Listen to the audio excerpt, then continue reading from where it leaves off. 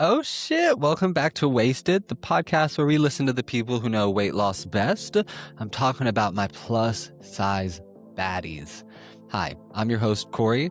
I used to be 664 pounds. I've lost over 450 pounds, and you may remember me from TLC's Too Large. I think now it's called Dangerously Obese.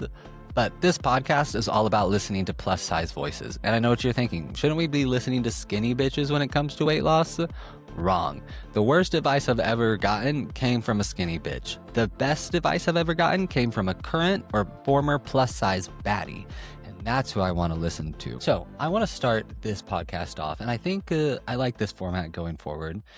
And just talk about what my non-scale victories were this week. And I want to hear about your non-scale victories were in the comments wherever you're listening or watching. For me this week, I gotta say, I'm pretty fucking excited because I finally got an apartment.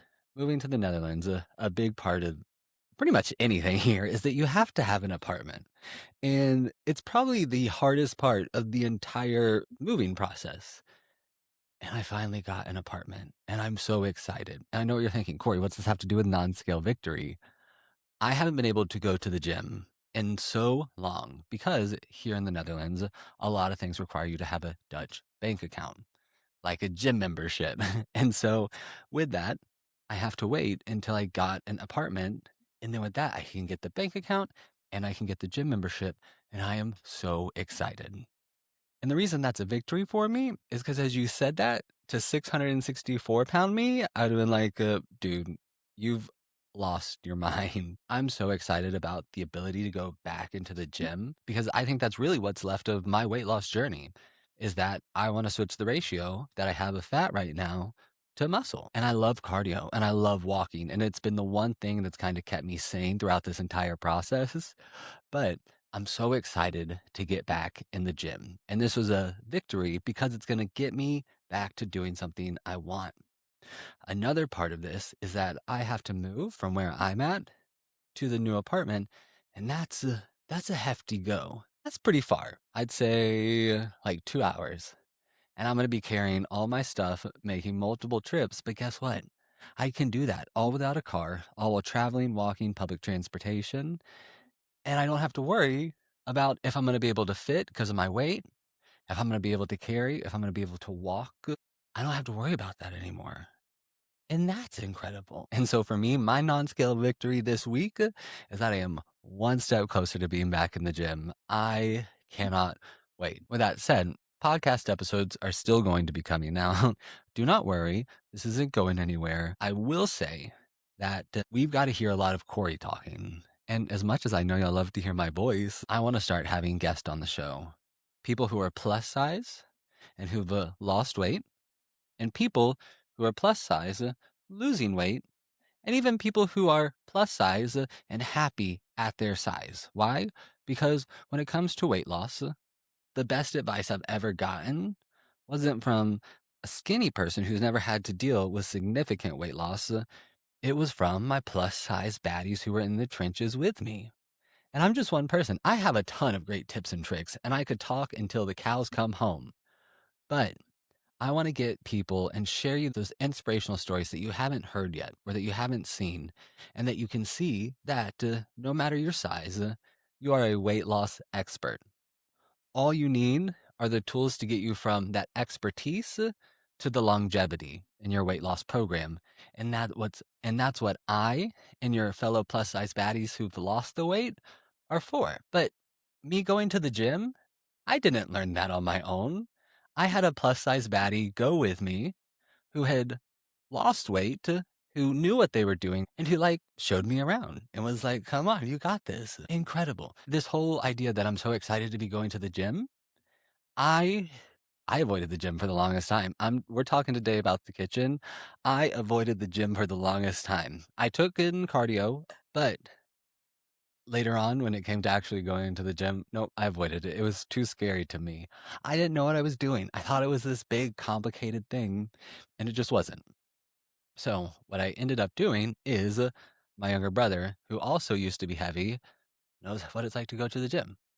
So when I was living in Maine and he was there, every morning we'd wake up and we'd go to the gym.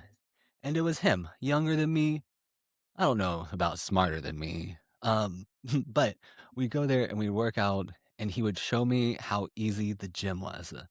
But it wasn't like I was learning it from a skinny person who doesn't know what it's like to work out in a plus size body. And I was a lot heavier than I am now. I was learning it from someone who had lived in a plus size body, who knew what they were doing, and who could explain it to me in a way that made sense. I'm like really smart. And that gym, it was just like the biggest hurdle. Funny story. Before we started filming the TV show and we were in the casting process, my producer had asked me to go take a few pictures at the gym. I'm 664 pounds at this time. We go to the gym. I'm hopping on, the workout equipment. I'm just sitting there posing and just taking pictures, having a little Photoshop and Planet Fitness. And then I leave, never looked back. Didn't touch the gym once until I went to the gym with my younger brother in Maine. And that was about a year and a half ago. So when it comes to weight loss, I didn't touch the gym for the longest time. I added cardio, but most of it happened in the kitchen. And so I want to have people on the show who are plus size and can be what my younger brother was for me and be like, this is how we go to the gym. Now on the TV show, I know y'all saw my older brother Bobby work out. Bobby is just naturally that size. His idea of working out is very much get over here, let's suffer. And that's not me. And so I really just want to get plus size voices back in the spotlight when it comes to weight loss, because people are going to look at us and say, you're fat. You don't know what you're talking about. Huh? It's the grossest thing in the world. You have permission to spit in their mouth. People don't like to think that fat people know a thing or two about weight loss. But guess what? We're the fucking experts on it. We've been doing it our whole life. So I'm excited to start having success stories and even experts, dietitians, fitness people, maybe a doctor. But I want to start getting their stories out and sharing them with you, because we are better as a community than we are separated fighting each other because we're plus size and trying to say who's the skinniest one in the room, because it's me. And so today we get to talk about the kitchen. Before we talk about the kitchen, though, I just want to change a definition of one word. When you hear the word healthy, you're met with this idea. Is it good or is it bad? And so when you're at the grocery store, you're making decisions based on the lens of, is this good for me or is this bad for me? But that term healthy doesn't tell you how it's good for you, and it doesn't explain how it's bad for you. And a lot of times we'll hear about something not being healthy and therefore it's bad for you. But there's no scientific evidence to support your claim that it's actually bad for you. It may not be nutritious, but that doesn't mean it's bad for you. And oftentimes when we talk about things that are bad for you, it's not in moderation. It's in excess. Take salt, for example.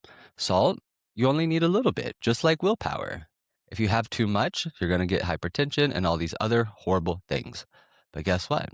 Your brain also needs salt to function. I remember right after my weight loss surgery, I was like, no salt, new year, new me. And I called my aunt and I was talking to her. I was like, I feel like shit. And she was like, are you eating salt? And I was like, no, I cut that out. Fuck her. And my aunt was like, no, no, no, you need salt. Your brain needs salt in order to function. And I was like, oh, well, I guess I got to add it back in. And I'm not kidding. Immediately, I was like, oh, I feel so much better. You need salt. You just don't need all the fucking salt in the shaker. That's the difference. And so when you're out shopping, you don't need to be looking at this through the lens of, is this good or is this bad? Is this serving a purpose for me in this moment? Because you can be hungry and you reach for salads and you're like, well, I'm going to be eating a salad now. And a salad, while it's nutrient dense and it has a lot of vitamins and minerals and it's really good for you and it's high in fiber, none of those things are going to work at satisfying your hunger the same way that protein would. And so if you're hungry in the moment, you need to be reaching for protein, because when you reach for protein, it's literally going to signal to your brain that, whew, I have food, we're calm, we don't need any more. That means your digestion's going to slow, you're going to feel fuller longer. And so if in the moment you are hungry, go for protein. I know you're thinking, well, wouldn't I want to go for salad because it's healthy? Salad is really nutritious, but it's not the most filling. And so for nutrition for you in that moment, you need something that's going to fill you up. And guess what? You'd have to eat a lot of salad for it to really fill you up. And even then, you're missing out on protein. And that should be a huge focus of your weight loss journey, is getting protein in. Why? Well, I'm glad you asked. In order to understand why you should be getting protein in, I first have to explain what a calorie is. A calorie is made up of fat, protein, and carbohydrates. That's it. I mean, there's a fourth category for alcohol, but when it comes to food, you're really looking at fat, protein, and carbohydrates. Those are the three pieces that comprise a calorie. And so when you hear people talk about macros and making sure that they have a good macro ratio, what they're talking about is making sure that they're getting more protein than they are carbohydrates and then they are fat. But if you're eating a diet that's high in fat and high in carbohydrates and really low in protein, guess what? That protein is the best signaler to your stomach that you're full. Imagine that you have these sensors in your stomach, right? You eat protein, it's really sensitive to it. So it says, hey, we're full. But if you're eating carbohydrates or you're eating fat, that sensor, really bad at picking them up. Protein, it's going to catch it like a hawk. Fats and carbohydrates, maybe. So that's all a calorie is. And so often we hear calories in versus calories out. And that's a really simple explanation of a complex problem. And it kind of pisses me off a little bit because there's so much more that goes into that than just that little definition. That little definition is for small brain people who want to make a complex situation simple so that you feel bad about yourself. And guess what? On this podcast, we're not taking advice from skinny bitches. We're not feeling bad about ourselves for struggling to lose weight because all the systems we've been given to lose weight are from skinny bitches. And so here I am, a hefty bitch telling you that that's not the case. And so with calories, not all calories are created equal. And even then, when it comes to counting and tracking those calories, it's not a perfect science. And so if you're sitting out here with perfectionist standards about making sure that you're accurately tracking, you're falling back into that issue of willpower in this perfectionist mindset that weight loss has to be perfect, and it's not. When they test to see how much calories in a food, it's in a different system than how your body processes it. And so let's say you're going to the store and you see a granola bar and it's 100 calories. Well, guess what? Automatically, that could be 120 calories or it could be 80 calories. The FDA allows it to be up to 20% over or 20% under. It just has to be in that range. It's not a perfect science. And so when you're looking at calories and you're counting calories, you're never going to be able to count it accurately. And it's not just the amount of calories that are in the food. Is your body going to be able to absorb all those calories? So let's say you're eating that granola bar and it's high in fiber and it has a lot of nuts. Your body may not be absorbing all those calories because it's really hard to break down the food. Think about peanut butter and a handful of nuts. You can eat that peanut butter. It's going to have protein. It's going to have fat. And you're going to sit there and consume it. And you're going to be able to get all that energy because it's been processed. But you then go over there and you start eating a handful of nuts. You're not going to be getting all the calories that are in that because your body's not going to be able to digest it all the way down. This is why with weight loss surgery, we talk all the time about how you have to chew your food. And the reason you're having to chew your food is so your body can actually get the nutrients from the food that you're eating. But it's not just the way in which you eat your food. It can also be the way in which you cook your food. Let's say you're making broccoli and you cook broccoli a little bit. It's still crunchy. And if you're like me and you leave it on the stove and you accidentally nuke it, it's pretty much mush at that point. But it's easier for your body to absorb. So calories can differ based on how much calories actually in the food and how easily your body's able to access the carbohydrates, the fat, and the protein and break it down. So that's a calorie. And not all calories are created equal. And calories even get a little trickier when you think about it, but in a good way. In a good way. And so we've heard this law of thermodynamics, calories in, calories out. And that sounds lovely, right? If only it were that simple. That explains the process, the science, the math. It doesn't explain how your body uses energy and how it manages energy. And those are two huge pieces of the puzzle that people love to leave out of the fucking conversation. And so when we look at the way your body uses energy, it's going to do so in four main ways. The first, your basal metabolic rate. This is the baseline. This right here is the amount of energy that you're using, breathing, existing, maintaining your body temperature. All of that falls into the basal metabolic rate. That's just is what it is. It's the cost for keeping you alive and going. And guess what?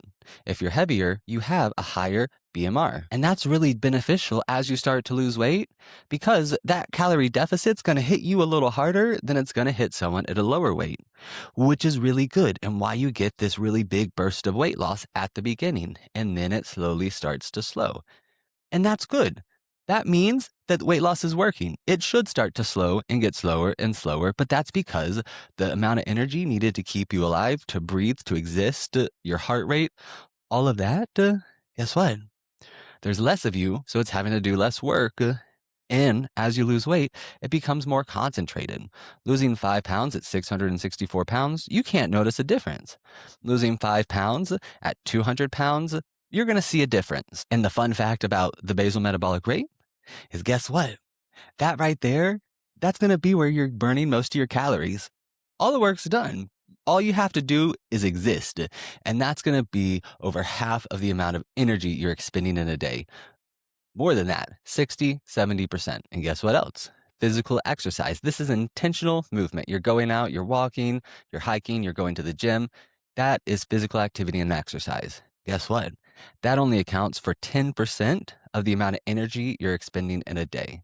Granted, if you're out there working harder, doing more high intensity exercises, that percentage is going to go up a little bit. And then there's this other cool one going back to calories and how I said not all calories are created equal. It's called TEF. It's the thermal effect of food. And so when you go to eat food, guess what? Your body has to digest it. It has to transport it, store it, use it. All these things happen as you're eating food. And guess what? Some of those foods require more energy to do all those things. And so you're automatically off to an advantage. Protein, guess what? Highest thermal effect. You're eating protein, your body's having to spend about 30%, 30% of the resources in that food to digest that food. So if you're eating protein and it's making you feel fuller and it's using more calories to burn what's already in there, we're off to a great fucking start and we should be eating a lot more protein, right? Guess what's least on that list? Fats and carbohydrates. Those aren't going to require nearly as much energy as it is for protein. And so if you're eating food and you're looking to get the most bang for your buck, protein is where you're going to get it. And this means eating lean proteins like chicken breast, lean turkey, lean ground beef, because when you're talking about non-lean meats, they're going to have a higher fat content. Fat isn't going to serve the purpose that you need in this moment. Protein is. And so switch to leaner proteins. And that's the thermic effect of food. And then you have NEAT. And NEAT stands for, bear with me, non-exercise activity thermogenesis. That's a mouthful. We're going to stick to calling it NEAT. But NEAT is so cool because this is what's happening throughout the day, just our normal movement, and it can vary person to person based on how active or sedentary your lifestyle is. So if you're a person who works at a desk, your NEAT's going to be lower than a person who works and stands at their desk. It's really just all unplanned movement. This can be fidgeting, standing, if you park at the end of the parking lot and have to walk all the way to the front, or if you park at the front of the parking lot and it's just a little walk inside. NEAT can be changed by having a more active lifestyle. However, NEAT is just background activity that we're doing throughout the day. It's not planned. We can create an environment in which we move more, but this is really unconscious. You're not thinking about it too much. And guess what? NEAT is adaptive, and so it'll change. And so when people talk about energy in, energy out, the law of thermodynamics, they forget to leave out all these pieces that explain the way in which your body uses energy. That's the energy out. But guess what? It doesn't account for either.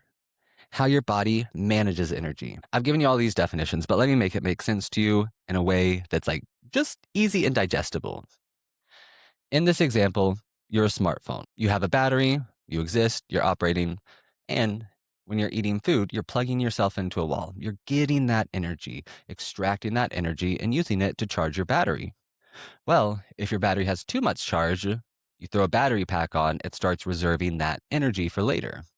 And the whole concept of thermodynamics and a calorie deficit is that you're reducing the amount of energy that's incoming so that your body has a chance to use what it's stored. What it doesn't really explain is the rest of it. So I talked about your basal metabolic rate. Think of this as your operating system in your phone, just the energy it needs to keep it up and running. And then you have need, which is the background apps and any of the sensors let you know you dropped your phone, you left your phone behind.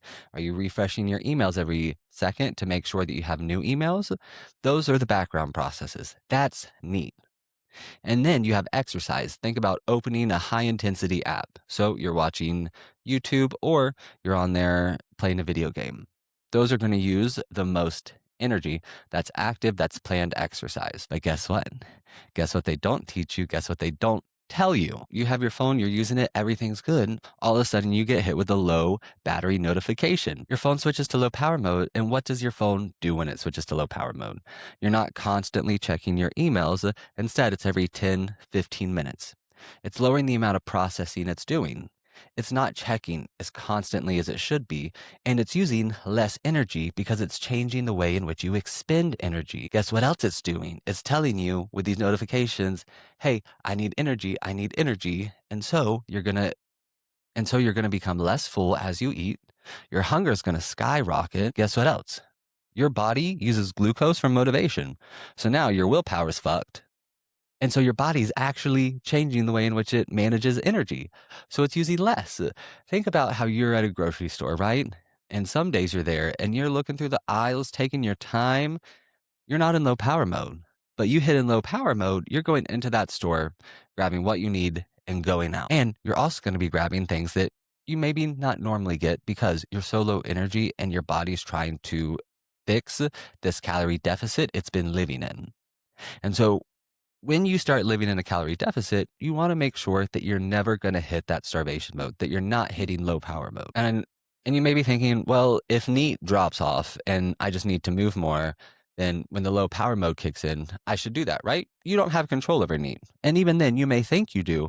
But instead of standing at your desk, this environment you've created to have a higher NEAT, well, now you're leaning or your knees are locked. All these things are small, subtle changes that you're not necessarily cognizant of or thinking about, but your body's making happen. And therefore, if you're in a calorie deficit and all of a sudden you stop losing weight, well, it's not so much that what you're doing isn't working. It's just that your body needs more food so that it's not hitting that low power mode. And so calories in, calories out, kind of bullshit when you hear the whole system, right? Absolute monstrosity of fuckery that they're giving you. Because the truth is that it's not just calories in, calories out. You have to think about how your body manages calorie and how you expend calories. As you begin to lose weight, your body's going to be reaching into that power pack. That's where it's going to want to reach, is to use your fat to lose weight. But if you're not eating protein and you're not getting protein, and guess what? It's going to say, oh, we don't have these building blocks that we need. And it's going to start reaching into your muscles and eating them before your fat. So if you take one thing from this speech on calories, eat more protein. Those stomach sensors that we talked about, they're super sensitive to protein. And guess what? That protein, as you're eating it, it's going to signal that GLP hormone. GLPs are what people take in Ozempic. All of those are GLPs. And so when you're eating food, GLP, it's a hormone that your body naturally produces. It's most sensitive to protein. So if you're eating carbohydrates and you're eating fat, your body's processing it very quickly and then saying, we need more. Protein is like, let's say your phone starts to dim a little bit. And then you're like, oh, I need more energy. I need more power. And so you eat protein and it's like you tap your phone and the screen remains on. And guess what else is happening?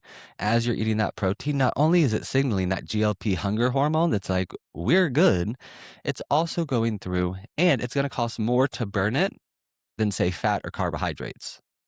So if you're eating something that's 100 calories of protein, you may be burning 20 to 30% of those calories just in the process of absorbing it, transporting it, storing it, or using it. It's all so cool, right? But you know what it isn't? Calories in versus calories out. It's a lot more than that. So anytime you hear that type of advice from someone who knows nothing about weight loss, just remember that you need to be listening to your fat baddies. And so I think it's safe to say that if anyone says calories in, calories out, it's just that simple. Why can't you lose weight?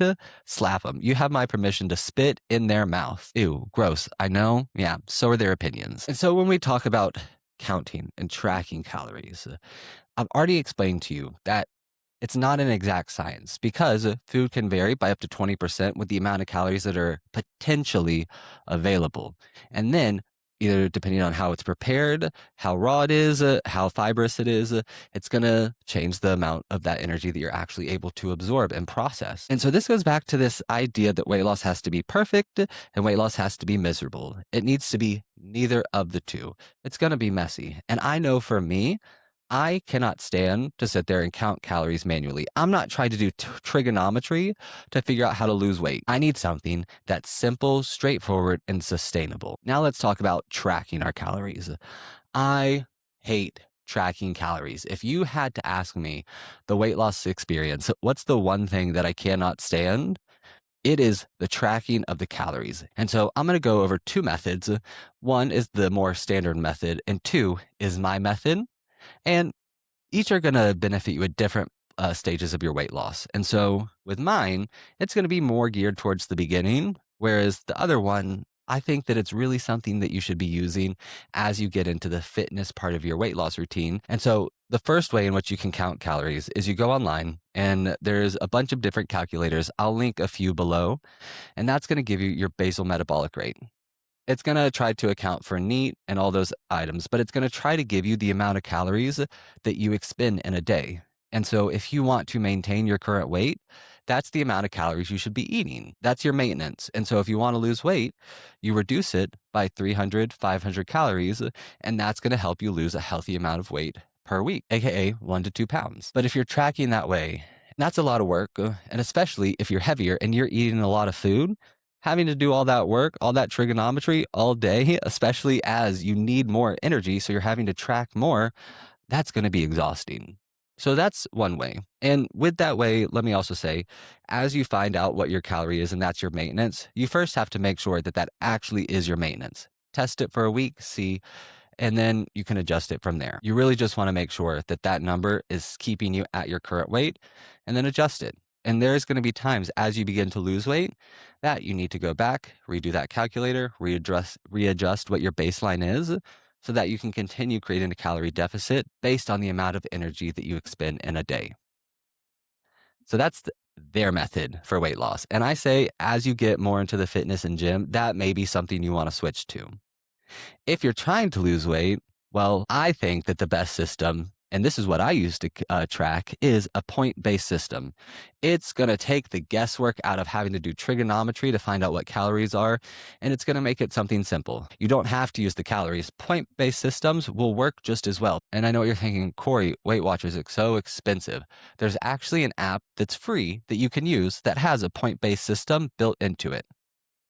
It's called Healti, Healthi. I'll link it in the description. And what Healti is, it's an app that utilizes point-based systems. And it even has ones that use the same logic as past Weight Watchers programs. And so in this app, Healti, if you go into it, I say select carbs.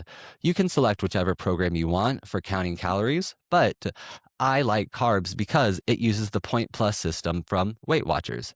And this is so beneficial because it allows you to not have to track lean protein, to not have to track certain vegetables and certain fruit, certain things you get, and you can eat as much of it as you want. And that gets rid of this whole restriction piece of it. But you're also sitting there and you're tracking the amount of calories that you have in a day or excess calories that you have in a week. And it puts it down into a simplified version. Now, you don't have to be using their plan. You don't have to be going onto the Healti plan for weight loss, but you can use that app to track and make calorie counting a point-based system. And what is the Points Plus going to use when calculating this? It's going to use fiber, fat, carbohydrates, and protein. And the reason it's using those is because it's going to give you more bang for your buck in a point if it has higher protein, lower sugar, and lower fat. Fiber is also going to help because if you're having foods that have a lot of insoluble, aka dietary fiber, that's going to help your body feel fuller longer, but also slow down digestion. And now, that's what I use to track. I think it's the simplest way. And I think in your mind, it creates this analogy with food where you can look at something and see, this is 5 points, but this is also 5 points. And so you may be getting 5 points for a little Snickers, just a little mini size Snickers, or you can be getting 5 points for an entire tub of Cool Whip. It puts those things into perspective and helps you look at weight loss differently. And the fact that it has those free foods that you can eat, aka lean proteins, vegetables, and fruit, you don't have to track those. You can eat as much of those as you want to satisfaction, and you're still going to lose weight. And so, if you have to ask me, go into the Healthy app and choose the carbs version. You may have to go into settings to find it to select it. It's not the default one, but it's the one that I recommend because it's going to slowly nudge you towards healthier decisions and making healthy alternative. And that's the next part about the kitchen is you have to find a way to start making healthy switches. Weight loss isn't about creating a whole new diet from scratch. It's about fitting weight loss into your current diet. So for me, I love chicken tenders. I've told you this. I can go to KFC and I can get chicken tenders and it's going to cost so many calories because it's cooked in grease. But if I'm at home and I make chicken tenders, I put them in breadcrumb, a little egg white, and I put those in the air fryer. Guess what? All I'm having to do with the Points Plus system is calculate the amount of breadcrumbs that I used in it. I don't have to track the chicken. I just have to track the breadcrumbs. It puts you in control of the things that are going to be a high drain on your points. Guess what's going to be a low drain? High protein, fruits, vegetables. Why? Because your body's going to use energy to break those down. And they're going to be so low calorie and fibrous. And so I'll tell you a few healthy exchanges I've made. Instead of drinking my calories, I've switched to water or sugar-free beverages. And I know what you're thinking, Corey, if you're switching to sugar-free beverages, those have aspartame, sucralose, all these horrible artificial sweeteners. Check who you're getting your information from. That is another huge part of the kitchen is you want to have quality sources from quality people who know what they're talking about. A nutritionist has just as much credential as a life coach. It's not to say that they don't have advice that they can give to you that's beneficial, but don't look at them as though they are an expert in the science of the weight loss.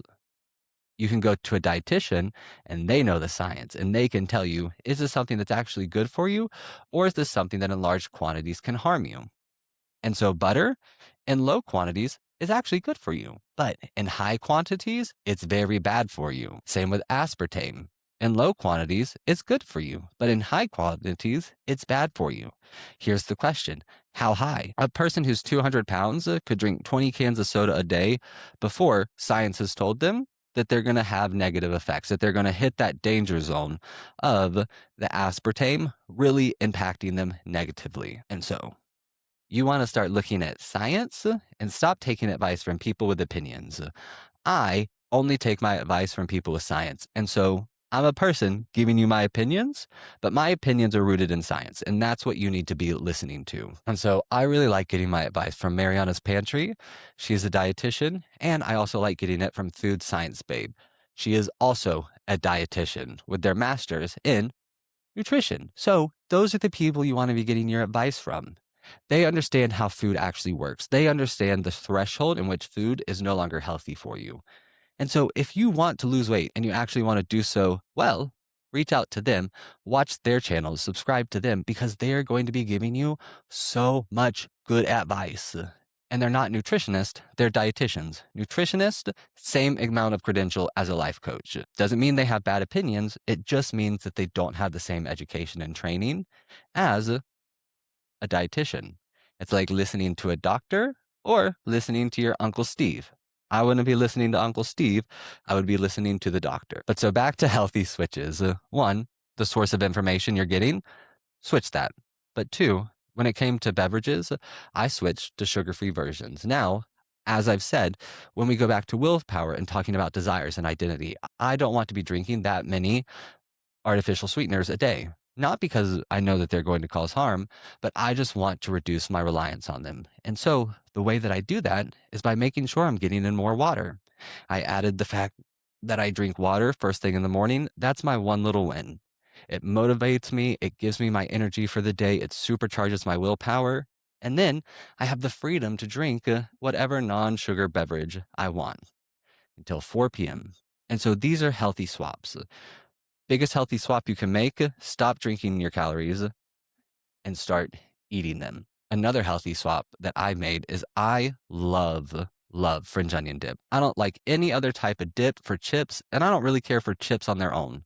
But I love French onion dip. You go to the store, you get the thing of Lipton French onion, you get sour cream, you mix it together. It makes the best French onion dip. But guess what? You can also go to the store, get the same packet of French onion dip, and you can put it in zero fat, high protein Greek yogurt. And guess what? It's going to be better for you. You're going to be able to get the fix that you need, get protein at the same time, and limit the amount of fat that you're intaking. And so that just became a really healthy alternative to something that I use all the time. It's just making little changes, either in the ingredients you're putting in the food, switching ground chuck for lean protein meat when making tacos. Now, here's the part where other people are like, well, shouldn't I switch white rice to brown rice? I mean, pop off, queen. If that's what you want to do, you do it. For me, I'm eating white rice. Why? Because the switch, it's really negligible. You're talking about a little bit more fiber, a few more macronutrients, but is it sustainable for me? Is it something I'm going to be eating regularly? But I would go onto Mariana's Pantry and I would go to Food Science Babe and really listen to their explanation of why it doesn't really fucking matter if you switch to brown rice or if you're using white rice. And that's because I don't want to eat brown rice. It just, I don't like the taste. It's too much. It's a little harder. I don't like brown rice, but I love white rice and I eat white rice in my meals. And so if that's a way for me to get a complex carbohydrate in, then absolutely I'm going to take it. It may not be as complex as brown rice, but it's still a complex carbohydrate. And guess what? For all my girls who've had malabsorptive weight loss surgery, guess what? The white rice is going to be easier for you to digest. I know. The brown rice is going to be a little harder on a system that already makes it hard to digest things. So I switch to white rice. I prefer that. You choose whichever one works for you, but do so out of a place of understanding the pros and cons by using reliable sources like Food Science Babe and Mariana's Pantry. And if you know of other dietitians that you see on the internet, comment them down below because I would love to start following them, maybe even have them on the show as guests. Another thing I do is I love my sweet treats. Ooh, I love my sweet treats. I could sit hours in the ice cream aisle daydreaming about which one I want. When it comes to sweet treats, that's my crux. And so I need to find something that's going to satisfy my insane sweet tooth without derailing my weight loss journey. And so I have what I consider medium sweets, sweets that I'll enjoy if they're on hand. These are things that are low calorie and that I like. I don't love them, but I like them. Now, environment, I keep the ones I love out and about. If I want to go get them, I can get them. I can get one and then I can come home. Like if I want a donut, I can go, I can get a donut, but I have to go and get it. It doesn't stay in the house. And even then, when I'm out and about, if I can switch to a lower fat, lower calorie version of the donut, I'll be taking that. Why? Because it's going to help me with my weight loss goals. I'm not eating donuts for nutrition. I'm eating donuts to satisfy a craving. And so I'm not looking to have high protein donuts. I'm looking to have low calorie donuts. Although if they do have high protein ones, switch for those. And I know I love those and I want to eat them in bulk. So I need to have options that I can do that with that are going to be low calorie, fit the need of my sweet tooth. And that's it. That's their purpose. If I can add protein to them, absolutely. I have a key lime pie recipe that makes this kind of mousse-like key lime pie, and I'll add protein to it now when I make it. But a long time ago, I would just make it as is and I would binge the whole thing. And guess what? I'm still going to lose weight. And then there's oils you can switch. Oil is just fat. It's nutrient dense. And so if you're using a lot of oil in your cooking, this is where you're going to start to run into problem with what are called hidden calories, things that you don't necessarily track or pay mind to, but that really impact the amount of energy that you're consuming in a day. And so when I start cooking, I like to use avocado oil. It has a higher cook point, not a lot of taste, and it's going to be a monosaturated fat, better than the polysaturated fats. So that's one. And then I go and I eat olive oil, and it's a healthy fat because it's a monosaturated fat. Those two are going to be your best options. If you want to eat butter and you're cooking something and you want to throw a little butter in it, throw a little butter in it. Don't throw a whole stick of butter in it. Throw a little butter, just the amount that you need to get the taste that you want. But guess what? Butter in moderation, totally fine. Butter in excess, not fine. But then there's some things that you eat that you just have to get rid of and you just have to say, nope, not today.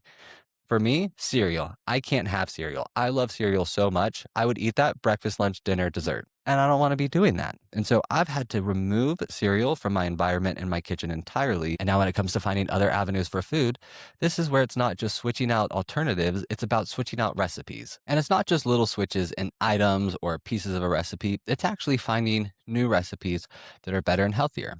You can go and you can find a recipe for fettuccine alfredo. And guess what? It's going to be this great fettuccine alfredo. It's going to use heavy cream. But if you do a little bit of searching, you can find a recipe that's still going to satisfy that craving of the Alfredo, but that's going to be a lot lower calorie, a lot less fats, and a lot more nutritious for you overall. And it doesn't have to be just cooking it. You can go to the store and find a product that's going to serve that need for when you have that craving. I love going and getting it's called Healthy Choice. I know we've talked about the word healthy, but it's Healthy Choice and it's their chicken Alfredo. There's no noodles in it. It's just broccoli, chicken, and this Alfredo sauce. And it's really low calorie, high protein, and it's going to serve the purpose that I need, which is to fulfill the craving, give me protein, and I'm getting nutrients with the broccoli and all the guesswork's taken out of it. I can just go get it. And one other thing you have to look out for when you're making healthy swaps is making sure that there aren't hidden calories that you aren't accounting for. If you go to Zaxby's, in America, we have this place called Zaxby's, and they have wonderful chicken and they have wonderful salads.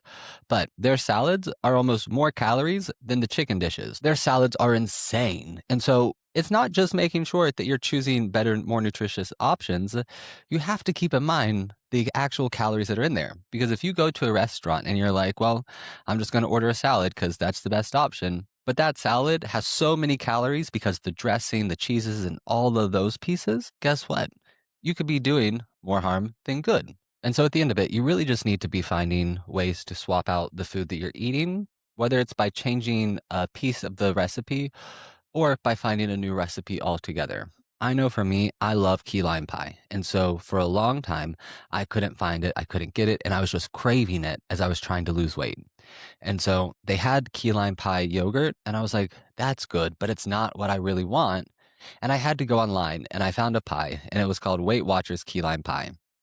And basically, you take a thing of fat free Cool Whip, you take two things of key lime yogurt, a thing of lime jello, and you mix it all together, and it creates key lime pie, and it's very moussey. It's heaven. But guess what? That right there was a way in which I found a recipe to fill the need that I had without breaking the bank when it comes to my daily calories. And so you do have to begin by making little swaps. That's where weight loss begins, is you're just making little swaps in the recipes that you're currently eating to make them more nutritious, more filling, making sure that it's cooked with less fats, making sure that there's fiber in there, making sure that it's protein heavy. That you also can bulk it using fruit, vegetables. Those are things that are going to add bulk, add nutrients, but not break the bank with calories. And that's what volume eating is. And that's another big piece of this is by making sure that you're eating food that's filling you up and that's satisfying you. If you have a need to binge, and this is why I love that points plus system, because as you're losing weight and as you're beginning to restrict yourself and find better and better alternatives for the food that you're currently eating, you're going to get to this point where you start to feel restricted, where you can't be eating all the things that you want to eat because you're trying to live in a calorie deficit. And that's why I love the healthy carbs or the points plus system, because it's going to allow you to eat those vegetables, fruits, and lean proteins without worrying about the impact they're going to have on your amount of calories. You're really just tracking everything else. And so that's healthy swaps. But let's talk about actually cooking. I hate cooking. I think it's the worst thing in the world. I absolutely despise it, and I try to avoid it as much as I can. And so the recipes I share are going to be foods that are really simple to cook, really easy, low effort, but are really fucking good. I always try to find recipes that don't require me to be a master chef. I want less than 5 ingredients. I want simple, straightforward instructions. I want these ingredients and these recipes to be as simple as can be. I don't care to sit at the stove and cook for hours. I'll give you an example. I have a Weight Watchers cobbler, and it's one of my favorite recipes to make, and it's so good. I'll go get mixed berries, frozen fruits. You put that in a tray, and then you take sugar-free cake mix, you put that on top, and you take a thing of sugar-free Sprite, a can of it, and you pour that over it. And guess what? When you take that, you put it in the oven, cook it covered for 20 minutes, and then uncovered for 20 minutes, I think at like 350. I'll link the recipe below. But That's what I go and I do, and it's so simple to cook, and guess what?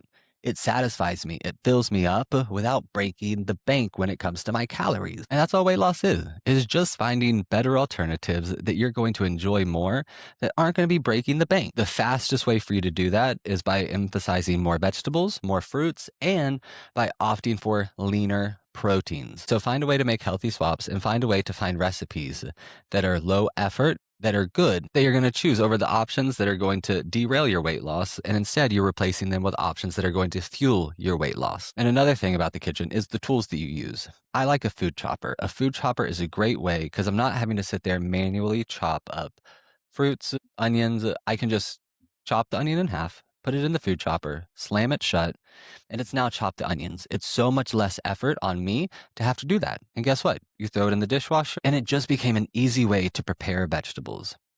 Also, when I go to the store, if I can find something that's already prepared or like a frozen mix, that's fine. People will say, well, I'm losing weight. I need to be picking fruits and vegetables from the fresh produce area. They're going to have better taste, but guess what? If all you can afford is frozen, and frozen is where you find comfort and ease of access and ease of use, go get fucking frozen vegetables. Stop listening to these people telling you that you need to go eat fresh and only fresh. If frozen is where you got to start with frozen. I was a frozen girly through and through for so long, and now I've switched to fresh. I'm a fresh girly. Doesn't mean that the fresh is any better of an option.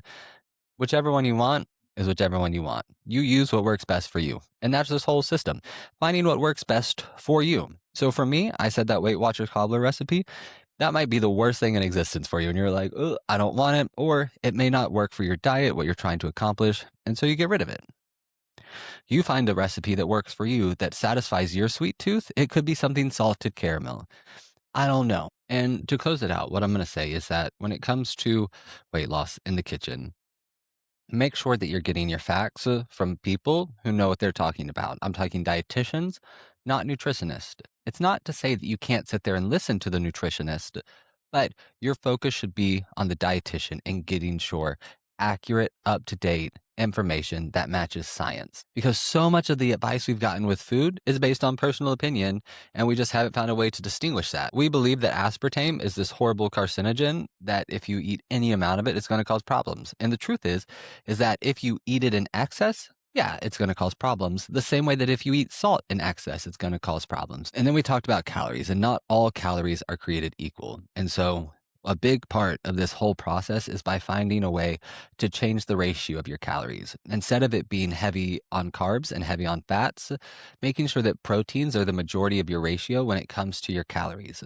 Protein is going to do so much. And people always talk about why it's so important, but they don't talk about how it actually affects you in the weight loss journey. So protein is really good and useful because it's going to have a higher thermic effect, meaning it's going to take more calories to actually process that food than fats and carbs. So you're automatically at an advantage with weight loss when you're eating foods that are high protein. And so make sure that as you're eating meals, you're having protein in there because again, it's going to signal that GLP hunger hormone and say, hey, we are good. We don't need to be constantly eating. We're full. That's all your body needs. And that's why GLPs are so effective is because they're signaling that without worrying about the sensors in your stomach. You also need to understand that calories in versus calories out is bullshit. We've talked about that. It's utter bullshit. It explains the smallest part of the process. It doesn't explain how your body manages energy and how your body uses energy. And the way in which your body uses energy is your basal metabolic rate. That's the max amount of energy for the day.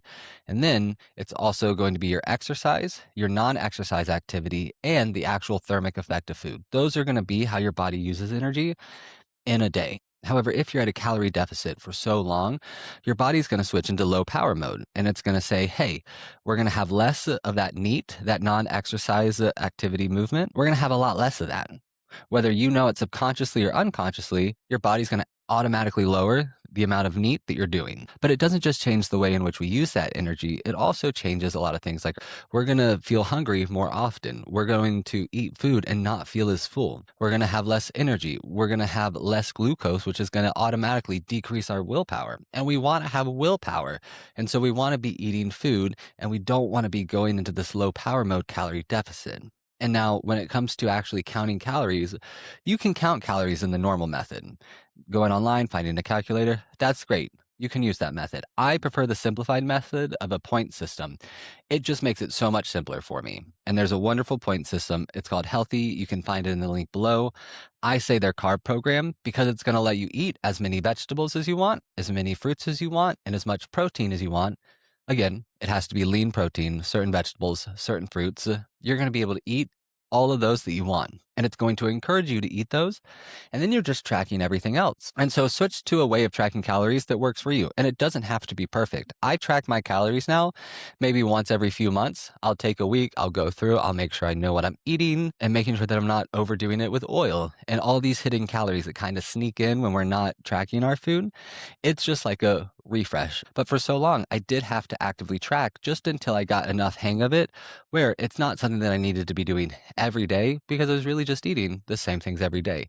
I needed to know if I'm going out, what I'm eating, and how much those things are. And so you can use point systems in whichever way suits best for you. You don't have to be following the healthy carbs actual logic for losing weight, but you can use the healthy carbs for actually tracking your points. Whether you're going over or under, you can track your points there. The cool thing about that as well is if you add, I think it's 7 points to your daily amount, that right there is going to be your maintenance mode. So you should be eating that amount of calories if you want to just maintain your weight loss. And so if you have a week where things go bad and you're like, oh, I overate, you may just be maintaining. It's not to say that you overate and now you're above the calorie deficit. No, a lot of times you're still below that maintenance range. And so keep that in mind as you're tracking your calories and find something that works for you. I use a point-based system. If you want to do it the regular way, that's fine. I'm probably at some point going to switch to the regular way just as it comes to getting in the gym.